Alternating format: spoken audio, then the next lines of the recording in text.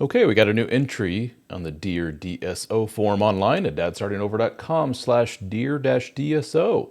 If you want to, you can submit a question and I will answer it here in video format.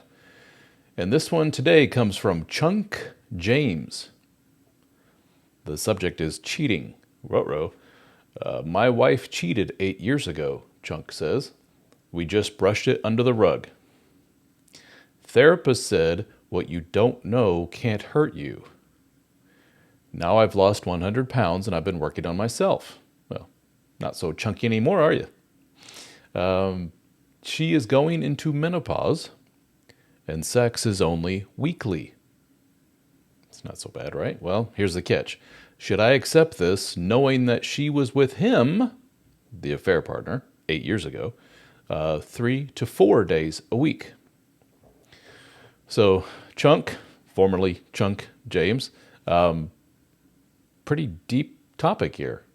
A lot to go on, or a lot to dig into, rather. Your wife cheated 8 years ago and you brushed it under the rug.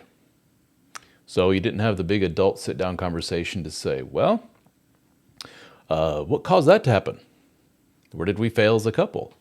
Where's the, what kind of baggage did you bring to the table to cause this, wife? Because that's important to know, because I want to make sure you don't do that again. And I, Mr. Chunk, do I want to continue on with a wife who may or may not be resolving these issues in her head? In other words, I need to know, wife, where you are mentally, where you see us going forward. What caused this in your mind? Is this something you see happening again? And am I cool with all the information I'm getting here? What do I want to do? But you didn't do any of that. It was just, forget it. And you went to a therapist and the therapist said, forget it. Now there is a school of thought out there that, affairs happen. Human beings are not without fault. People sneak off and do things. And some of us are wired to be able to say, it happens. Let's move on together and go through life together. We're partners. And sometimes partners F up and do things to hurt the other person. But let's talk it through and maybe we can march on together in life. That happens. But you guys didn't do the big talk. You didn't do anything. You just ignored it. And you can see what's happening now is 8 years later, still resentful.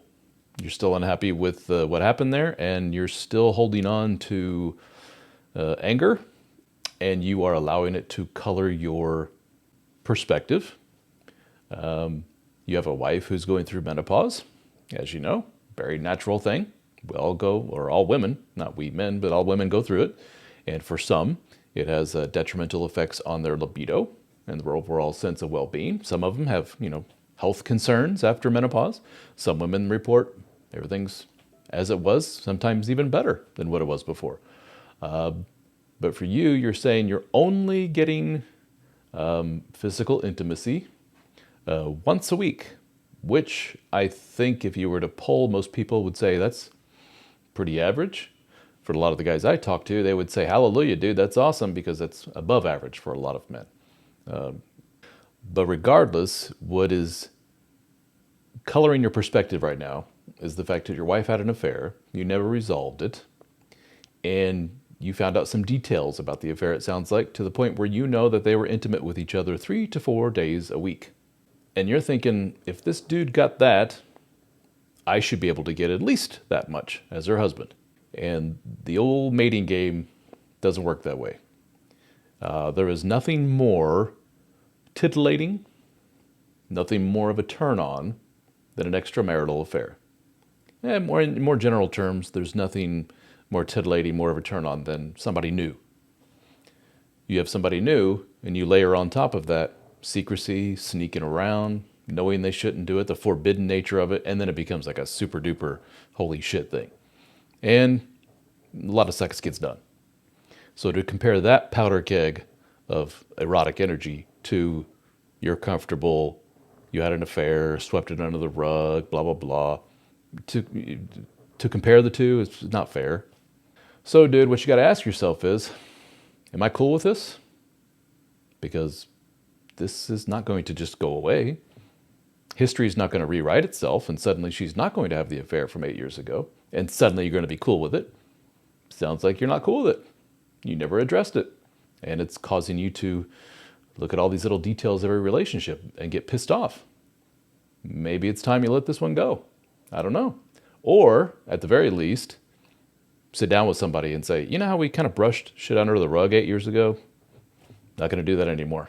And she may, protest and say, no, I don't want to go there again. There's no need to go there again. There's no need to rehash all that pain again. And it sounds like you need to. So put up the old, boundaries, or put your foot down and say, no, that's what we're going to do. We're going to go talk to somebody about this. And we're not going to just brush it under the rug. We're not going to just leave after one session and say, hey, we did that, we're done. Nope. We're going to get to the bottom of this, and we're going to figure this out. And I need to, because I need to determine whether or not I'm going to stay in this relationship. From where I sit, that's the healthiest, frankly, most masculine way of looking at this. Good luck, Chunk.